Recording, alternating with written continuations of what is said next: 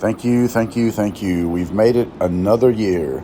I just want to celebrate another day of living.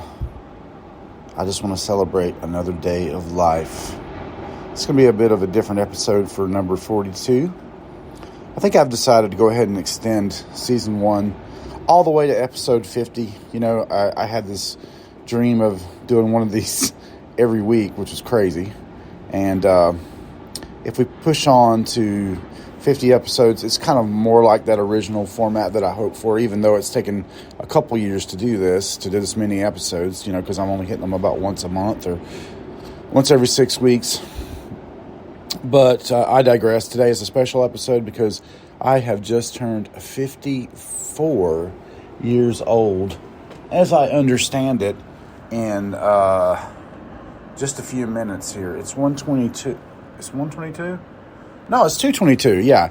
So I believe that when I asked my biological mother, Pat, when I was born, I believe the answer was 2 o'clock in the morning. So that means I'm 54 years and 22 minutes old. If that timeline for my actual delivery is accurate, which, you know, that's a big if. That's a long time ago for her and for me. So, you know, I just want to reflect on this year. And it's really funny how when you kind of come down to your birth and thinking about like whatever, you know, your life has been or what it will be or perhaps what your legacy will be if you have any at all. It's, what's the word I'm looking for? It's kind of cathartic in one way, but it's real easy to go, oh gosh, you know, I've got like these peers that they went further. I'm unremarkable in so many ways. You know, do I really matter? Things of this nature. I mean, I know that I matter to some people for sure. In the big picture, though, if Brent had never come along, would the world be any different? And I think the answer, upon honest reflection, for most people is probably not. So, you know, you kind of have to find your own reason, you know, for your path, you know, through this life. And I mean, I don't mean to sound like negative, because I'm certainly not. On the whole, I'm extremely optimistic. I know that I have been given opportunities that such a large majority of people have not, and that my problems truly are other people's dream. Like, if people could only have the problems that I have, you know, just realistically as a practical human being, if I step back for a second and go, oh, well, this or that's not the way I wanted it, and, you know, I couldn't get the band flowing this year like I wanted to, or what have you. First world problems, people. First world problems, you know. So God has blessed, and I believe continues to bless me. I think I'm highly favored. I really feel that way. But looking at the year on the whole, actually looking at the last 2 years on the whole, I mean, I don't know, do some of y'all still feel like the presidential election went the right way? I know that I certainly don't. And I think that history, this isn't a political show, obviously. I don't want to get into that. But and also, I think a lot of people just presume a lot of things about you. If you have anything negative to say about the current regime, let's call it, the installed puppet regime, as I like to think of it, I think people, you know, look at you as a hardcore right-winger when, you know, that's definitely not who I am. That's not how I identify, since we're all identifying differently. I mean, I don't identify as a chair, and I don't identify as a nationalist, white nationalist, whatever. But I think, you know, in my opinion, had Trump been ratified as winning, we would be in like a new 80s era, if you will. Like the 80s, man, everybody could get a job. You get 2 jobs, 3 jobs, good jobs if you wanted them. Those opportunities don't exist now. Yes, there are plenty of opportunities to have a job. Is it a job that meets your experience and your worth and your value? I would say many of those are not nowadays, but the cost of living is the highest it's ever been. Insurance across the board quadrupled this year.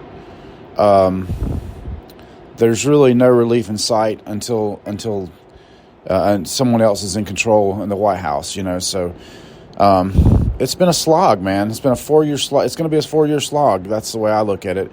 And, then is it even going to be any different this time, or are we going to have fair elections this time? It's a big question mark, and I think that and, feeling like what was pulled with COVID. I'm not a COVID denier, but I know for sure that it was used as a political weapon to take control. I mean, it really, really was. And our rights were eroded as a result of it, okay? So, is that going to happen again? Is that going to continue to happen? I think by now most people are looking at the so-called vaccine, a.k.a. the experimental drug, as being a big farce and potentially, causing a lot of deaths. But I think we're only going to really know what has happened in retrospect, looking back some years from now when it's not as politically hot. But, these make me I'm an optimist by nature, but these things make me pessimistic. And I'm at a crossroads place in life. Like, at 54, I'm not young, I'm not old. I mean, if I were to die today, I think they would still say, reasonably young man, so I don't know. It's like I'm looking at a crossroads. I feel like I was looking at a crossroads 3 years ago, and I'm looking at a crossroads now. But again, things could be worse. They could be a whole lot worse. So I'm not going to try to let that swamp my mind. But like negative self-talk and mental health, particularly for men, because I do believe men are held to a higher standard. You're supposed to be tough all the time. You're never supposed to have self-doubt. You're never supposed to cry. I'm not a crier. My father died, and believe you me, I love that man, and I didn't cry at all. That's been almost 7 years. I still haven't really cried in my waking hours. I mean, here and there I've got weepy, but I mean, as far as just having a good ball and feeling better as a result, I have not done that. And it's not something that I think is weak. It's just I haven't been able to do it because it's just I've been programmed, don't cry, man. It's like crying's for little kids, right? Tough guys don't cry. There's no crying in baseball or jiu-jitsu, as it were. I'm feeling like I really want to go, so to speak. Like I want to go hard. I've been dieting for. Well, I say dieting, I just changed my diet. I've given up bread. 3 years ago, I was having like bouts of cellulitis that were brutal, man. For three hours, I would just feel like I was going to die, and I'd be like, man, this is horrible, So worse than COVID ever thought about being. But for shorter periods of time, and of course, the lingering effects of it are not as bad. But I gave up carbonated drinks because I just felt like that contributed to it somehow. I felt better. Lost a little bit of, I wouldn't say weight. I mean, my weight didn't change that much, but I definitely lost a little bit of stomach. Like I had a lot of bloat in the stomach area, but, wow, this podcast is getting really physical here. I don't know. So anyhow, 8 weeks ago, I went, you know what? As a result of carbonated drinks, giving those up, I feel better. The next logical thing for me is to kind of have more of a keto diet and to just drop bread altogether. It's not like I went around going, man, I can't wait to go have that bread with that burger between it. I mean, I'm thinking about the burger. I'm not thinking about the bread. And what I found was if you drop bread, rice, French fries, these are like kind of precursors to the main course anyway. Have more of a keto diet, and you still get essentially the stuff that you want the most, without the stuff that you eat beforehand. Like, for example, think about Mexican food, and God, do I love some Mexican food. I could eat Mexican food 7 days a week and never complain. But the chips, man, the chips are great. You dip them in some sugary salsa, hot sugary salsa, and you're like, wow, delicious. And by the time your meal gets there, you're half full, and you eat like half of your meal and take the rest home, or just end up giving it to your pets. That's not the way, man. It's not the way. So giving up chips, I want that first chip. I don't take it, but I want it. So I'm still not completely over the urge to eat carbs, but I do allow myself these keto bread. If I really, really want to put something between pieces of bread, I'll do that. Like on an egg sandwich from time to time. I don't eat a bunch of that. But in general, I don't eat bread at all. And definitely don't have rice. Haven't had a single French fry in 8 weeks. Try to avoid anything with sugar in it. When I have a treat drink, that's like a Gatorade Zero with 0 sugar. I've had a few of those here on the vacation. But, it's just like a natural fit for me. So I've lost some weight, but I don't know how much. And this time I just don't feel like messing with the scale. I know that it's really, I walk around, when I started this, I walk around about 336, okay? That 36 pounds is way too much. Like, I should never be a pound over 300. And it has been up as high as 350 or 349. I've never actually weighed 350, but I have weighed 349. And I was like, I'm never going to weigh 350. It sort of shocked me. But that 50 pounds is like, whoa, way too much. A lot of that is water weight, like when I was 350-ish, I noticed I did have the pit of edema in my ankles. I don't have that any longer. I do credit that to giving up carbonated drinks. But anyway, after 8 weeks, I do look a little bit different. Like, I can comfortably fit in a 3X t-shirt as opposed to needing a 4X. And, depending on the cut, even sometimes a 3X wouldn't fit me at all. But now I'm in a 3X comfortably, going for that 2X next, and from the side angle, I think I've started to lose a little bit of a chin, which is exciting because, you look better. But, that's what's been up with the diet. And the diet change I found that giving up the bread also really decreased my appetite.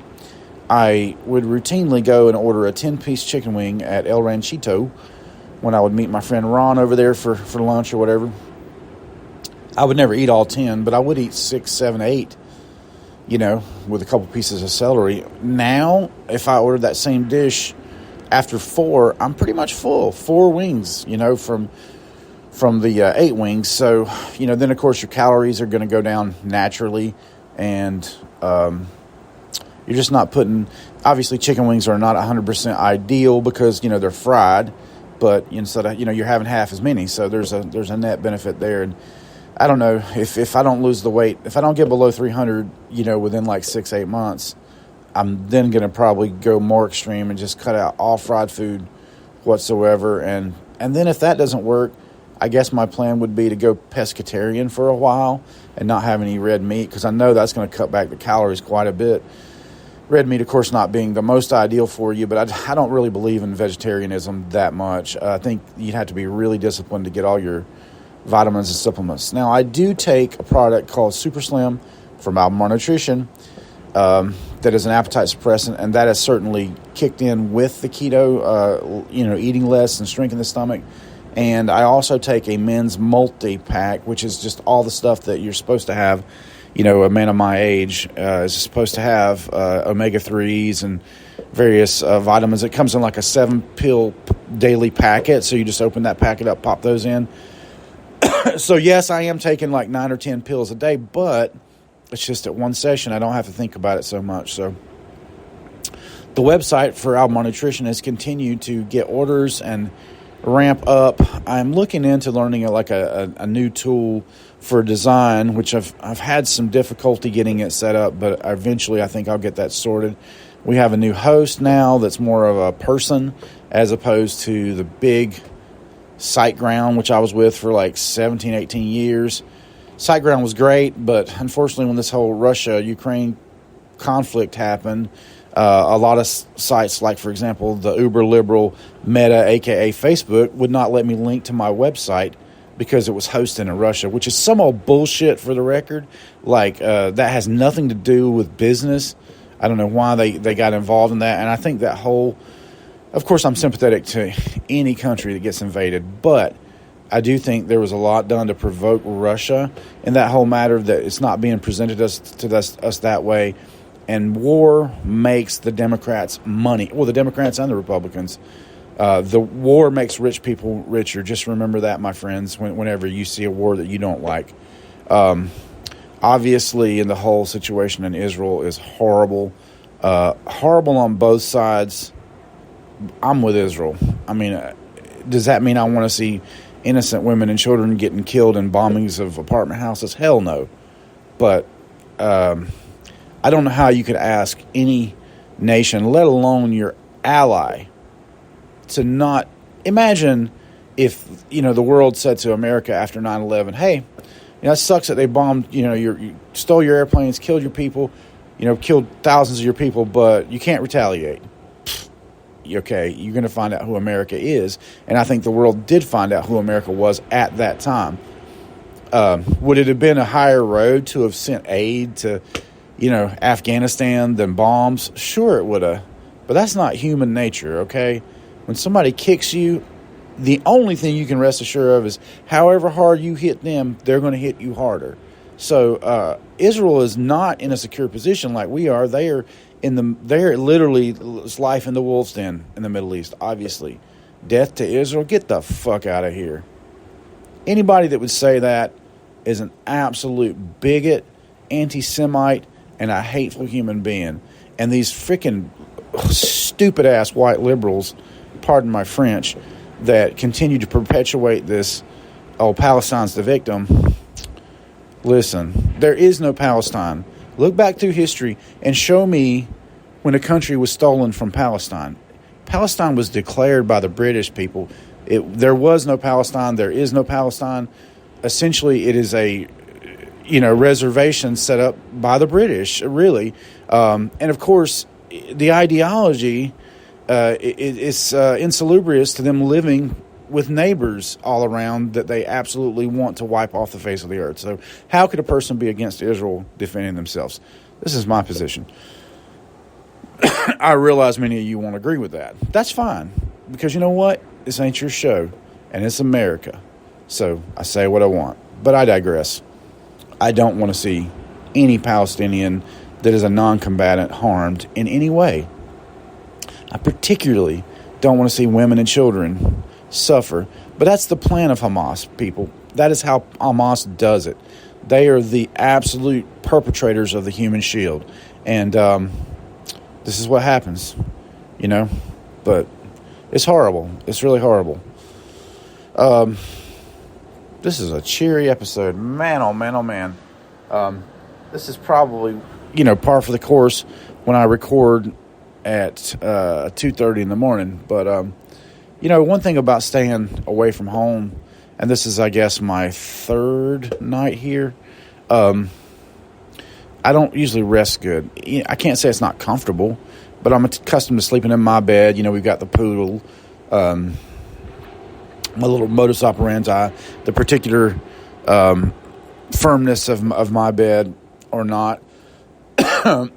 The covers, the heat situation. It's perfectly warm here. I'm not hot nor cold. Nothing wrong with the bed. Lay in it for a while, my back hurts, I wake up. So that's just how it goes with hotels for me. So probably has to do with my fitness level and lack of abdominal strength, because like a lot of people, I don't do that work that I need to do to keep those in shape. But all that's changing. So, I'm trying to think in terms of, how can I progress my fitness without, just completely setting... now if I get really, really sore, it puts me out of commission. Obviously, I'm doing massage therapy 5 days a week now, so I have to be ready to go on that front. I can't be like, oh, my ankle hurts, my knee hurts. The intense chiropractic treatment I've been having lately has definitely improved my neck situation, and that only seems to go out of whack when I don't get chiropractic treatment for months. So I've been on an intensive, getting 3 or 4 sessions a week for a couple weeks, and finally I'm back. I'm not having the emanating neck pain, so that's cool. But I do want to. I have things that I really want to set forth for myself going forward, and one of those is it's time to start exercising. I've definitely done the diet changes that I needed to do for now, and the next logical step is that I start exercising. And I thought a reasonable exercise that I can always do, as inconvenient as it might be watching Delilah at night 6 nights a week when Summer's going to school, I can still make that 20 minutes per day of cardio, low-impact cardio. That can be done just walking on the street. That can be done on my treadmill. I still have a membership to that crappy gym called Planet Fitness. And I keep telling myself if I can do 30 days at Planet Fitness, I'll go back and get a year at Gold's. It's just there's no point until I have my mind right and my dedication to actually showing up to be correct. But if I could make sure that I do 20 minutes of low impact cardio 5 days a week, that would give me 2 rest days where I do nothing but just rest, recover. If I could do that, and if I could make it to jiu-jitsu one night a week, that would be a good start for me, I think. And if I could do that for 6 months, I think there would be some changes. Like I would get a little more impervious to the little kinds of pains that jiu-jitsu is so great at causing. And man, I miss jiu-jitsu. Like, of all the things, I don't miss really working on Mutantville stuff. I don't miss talking to Jamie. I don't miss interfacing with those filmmaking people. Really, I don't. I mean, but I miss jiu-jitsu. I miss that every week. Every time I drive by there and think, there's some dudes in there doing jiu-jitsu right now. It's a brotherhood, man. I can't even explain it. I really miss it. So one of the things that I do when I'm on vacation is I got this particular guy that I go to down here for massage therapy, and he has now left the spa he was at, and he has his own little place in the Sola Spa facility. Now, that's a situation where people go in there and either have they pay like $1,100 for a little space, and the building is sort of maintained, and they just kind of handle their own clients. It's a pretty cool concept, really, considering what building insurance costs right now, which I can tell you from personal experience is some old BS again, ridiculous. The insurance companies are basically legalized thievery, and they have decided to try to destroy small businesses in America right now. Like, that's my true feelings about that. Hopefully sooner or later they'll let some other companies come along to make it more competitive, because right now it's not. Your big companies aren't even taking new clients. They're just trying to milk the ones they have. It's a mess, y'all. But I can appreciate that for a place like Sola Spa, even though there are limitations and you can't stop your neighbor from talking loud, you can't control how clean the bathrooms are, etc. You still have that autonomy, and you're not having to be basically raked over the coals by the insurance companies on a monthly basis.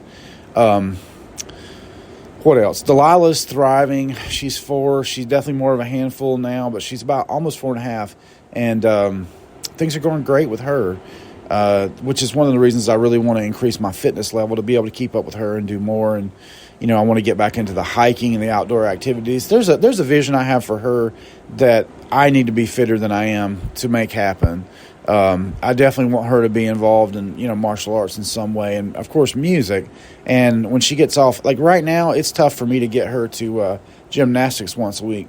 I pick her up at school early that day, and it's like so often. Like the other day I got there and we didn't have any of her leotards. I had to go buy a $50 leotard just so she could go to class, and that's on top of $60 a month class, et cetera, et cetera. It adds up, And I guess the biggest thing, it's like a gut punch when anybody in our family sort of insinuates that, oh, you don't have a job. I massage here 5 days a week, and I look after her. Like, I am the primary caregiver 6 days a week, at least part of the day. And to call that no job, it's not accurate. It's not accurate. I don't have a job where I drive off somewhere and work and get a big, paycheck from somebody else. And that too is going to change. I mean, I really feel like this is just a season for me, this not being in IT or in some other line of work.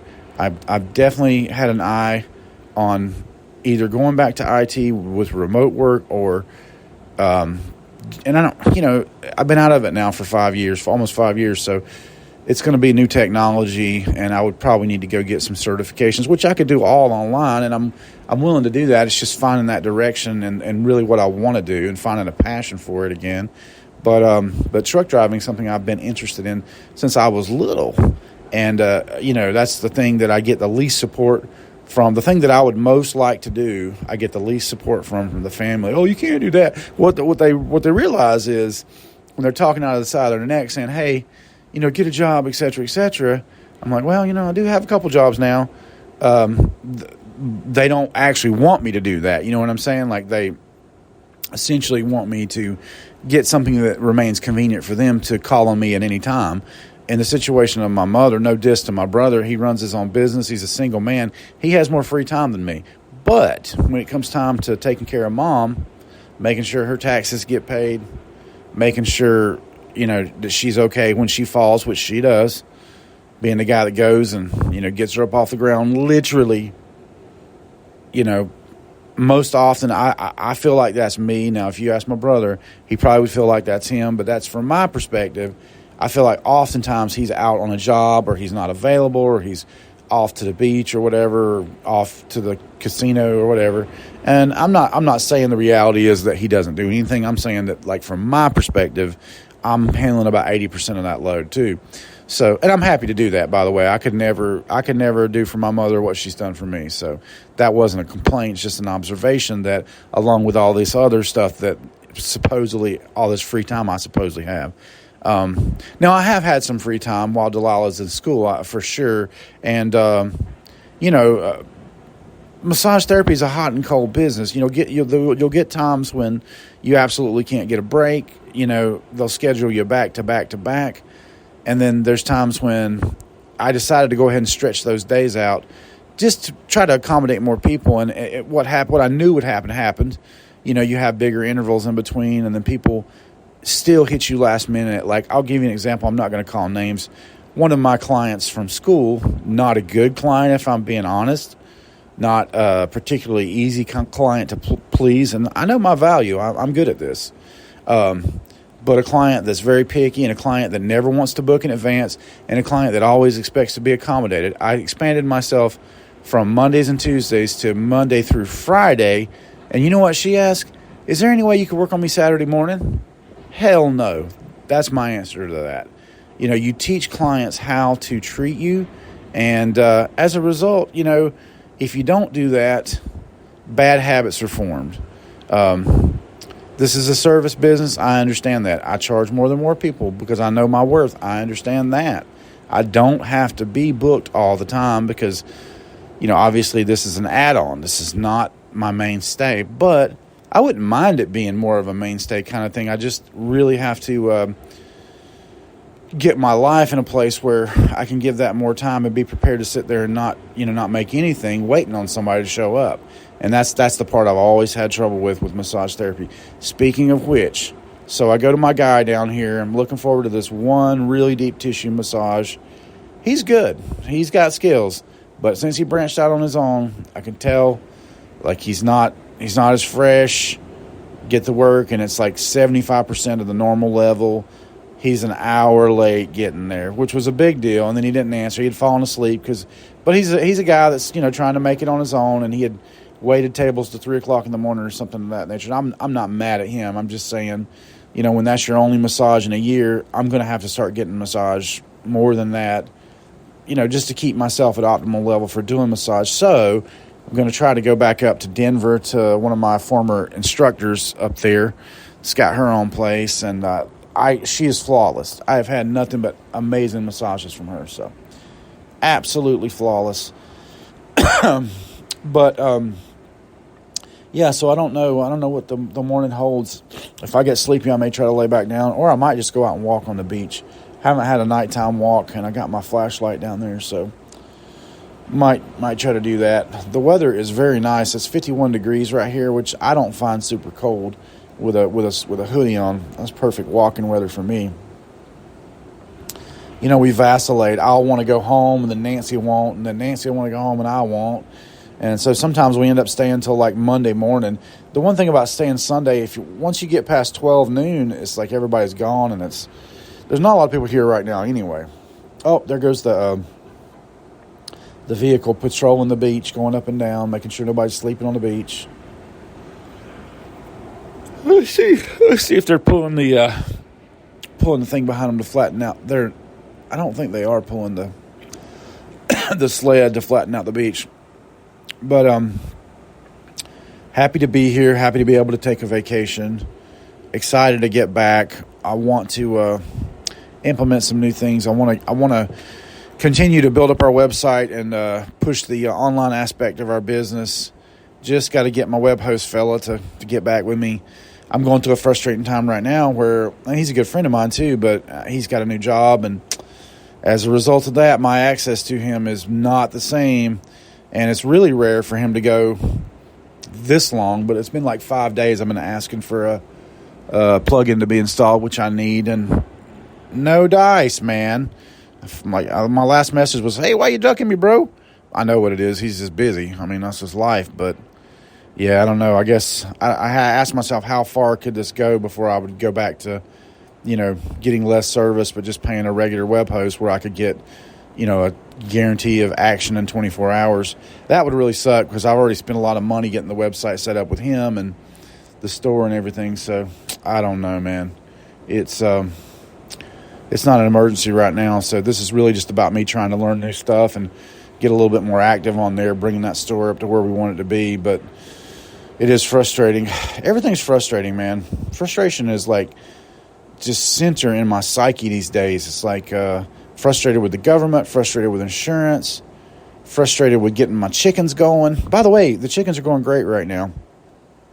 Somebody gave us 7. One of them died within 10 days, but the rest of them are doing fine. We got now 3 little coops. One's really small, just has 2 chickens in it, and then the others. So we're on a good day, we can get like 11 eggs. That's not every single day, but they seem to be happy and thriving, and it's really cool to get those little presents, every day. So conversely, we eat more eggs right now. We're trying to eat at home a bit more for money saving, but and also to just really adhere to a stricter diet. That's been going okay. Halloween went all right. In retrospect, the Boo Fest was still a success, even though the screening portion of it was not because of the rain. But, I mean, we set it up, and we showed something on screen. It's just I never got the audio going. But that is good that I had the opportunity to set the screen up. And I do think that puts me in a position to have to do those summer movies next spring and summer.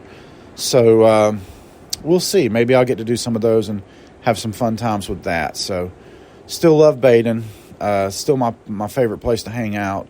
As long as there's a social scene out there, I could really see myself staying out there in the future. But, I have a really nice house 6-7 miles away. So I don't know.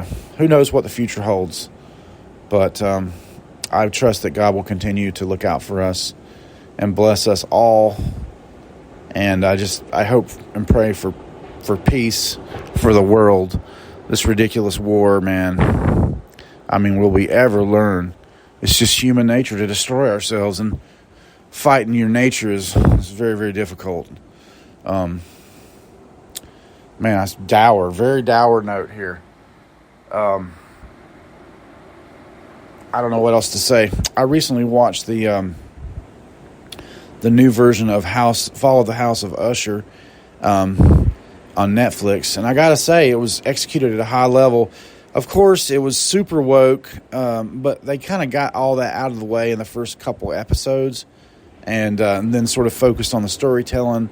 And it was really cool the way they incorporated other poems by Edgar Allan Poe, and it really impressed me in the end. So very, very cool. Recommend that for a watch for sure. I'm kind of like indifferent to like stuff that's out there right now. There are a few things coming out. There's a new Chicken Run coming out on Netflix that I'm excited to see.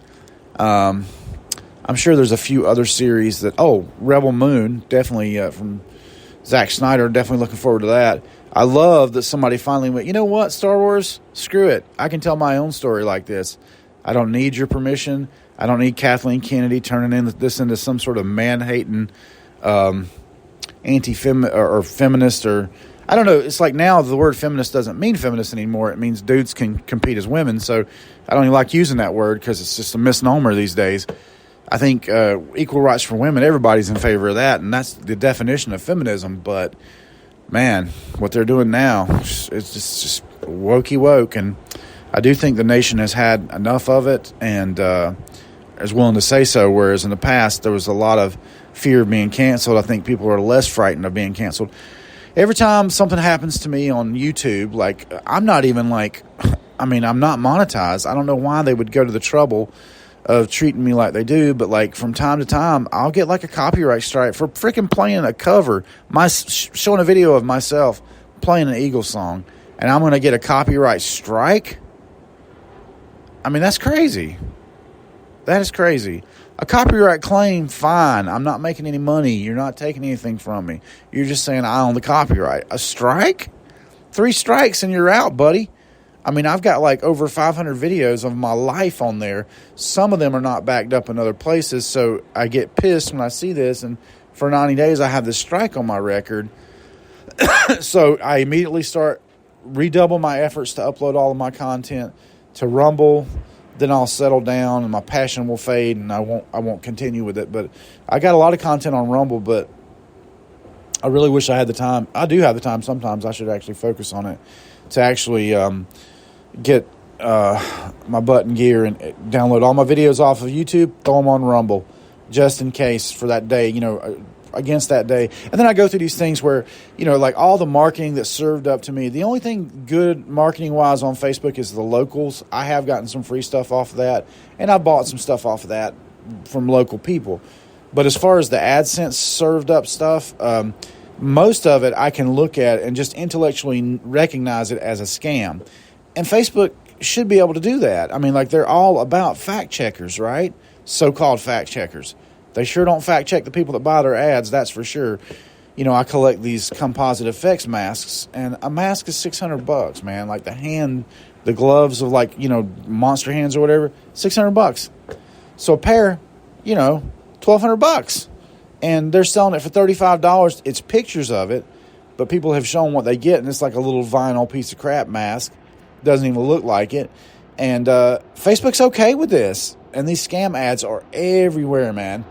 They do not lock down on it. There's a local guy in Pfeiffer, had his account hacked. Dude starts trying to hit me up for a deposit on puppies. And I just tell the guys, like, look, man, I only responded because I knew this was a scam. Why you want to do people like that? Oh, no, it's just real. It's real. Okay, cool. Write these 4 letters on a piece of paper, hold it up in front of your face, and send me a picture. And that would have just taken a little bit of Photoshop fakery, but the guy wouldn't even go that far. So, it's just, then he blocks you. So, of course, it's a scam. They've tried to scam our store like this. It's just made, and we have like 11,000 followers for our fan page. So, it was an issue. We now can no longer do contest promotions on there because it's always going to get taken over by scammers. And they're clever. They've gotten money off of our customers. So that's, makes me feel a certain kind of way about Facebook as well. So then I'll redouble my efforts to do social media more on MeWe, which is, I do think, a free speech platform. The only problem is there's not really any way for people to find you on MeWe. And I go a couple groups I'm active in. I do post stuff there just for like my journaling purposes. As a free journal, it's fine. But you have very limited storage space for pictures and stuff like that. So it's still not the ideal platform. And no, I'm not going to pay $2 a month for it. I mean, it's just, I'm trying to move away from subscription-based services right now. I'm at that point where I think I can do just about everything I need to do with free software. And I'm really considering canceling my $60 a month Adobe Creative Suite. And I've been using that since the subscription came out. I've been an Adobe customer for 20 plus years. So that paradigm has shifted as well.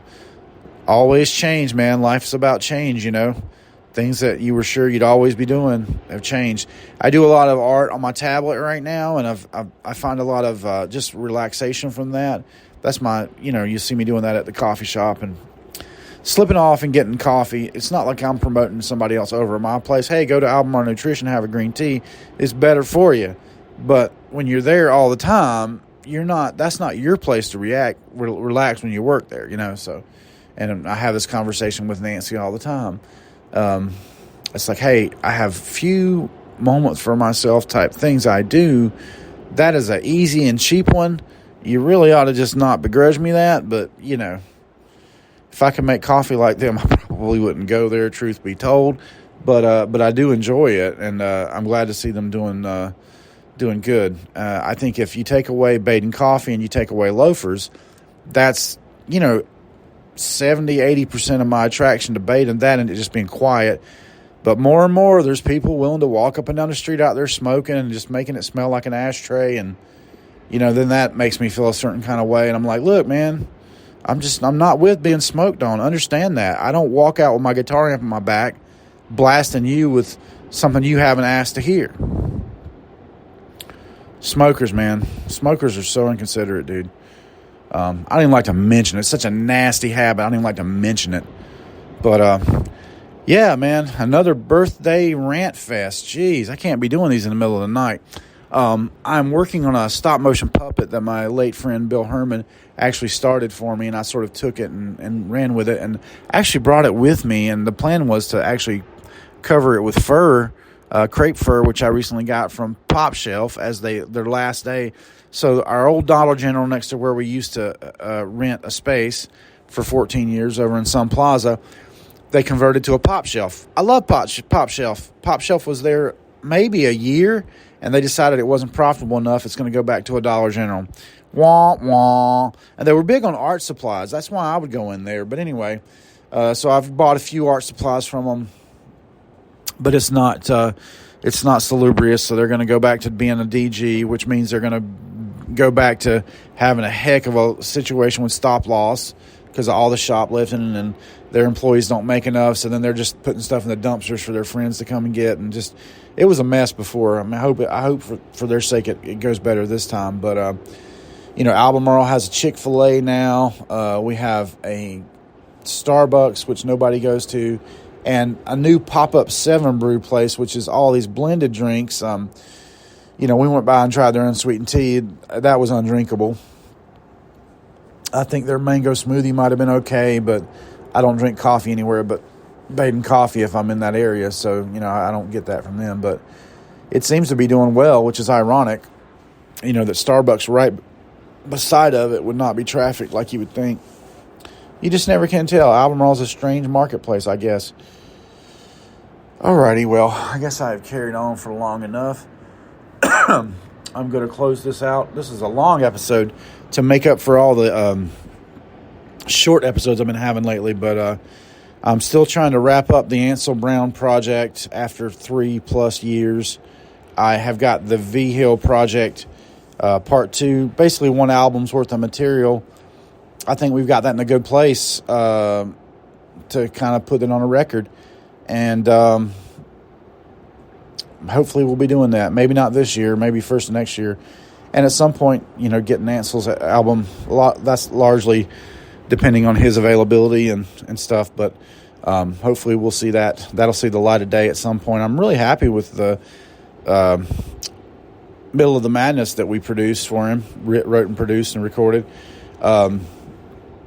That came out, I want to say 2 years ago now on Halloween night. And, it didn't blow up the way he thought it might because of some connections that I guess didn't come through, but I'm still proud of it. It's out there on iTunes, Middle of the Madness, Ansel Brown. Check it out. Very, very proud of that recording. Should play it. If I was at the studio, I would go ahead and throw some of it on here. I've been sharing my new songs at the ends of these episodes. I won't do that today because it's been a long episode, but it's still very active with the music. Still playing every month at Loafers and Legends. Played more than ever this year because of our friends over at Luna's Pizza Restaurant in Mount Gilead having us out for most of the classic car days. Those were some fun shows. I never really we did play electric. Harrison wasn't with us the one time we played fully electric. We had Phil Hartzell sitting in with us, so it was loud and fun, but I don't ever feel like we had that perfect gig that I was really wanting to do, and I needed a bigger PA. I don't know that they'll be around for next year, but they might be. And if they have us back, I'm going to go back with a bigger PA and just make a bigger noise. But we did have some fun over there. It's a cool place to play, and I do appreciate them having us out. And they actually paid us, so that's God bless them. I like those folks. They're very nice. That's why I always try to encourage people to support their business because they do make really, really good food. And that's not always a given in our area. I hate to say it, but it's not. But, you can get you a good steak at Loafers, that's for sure.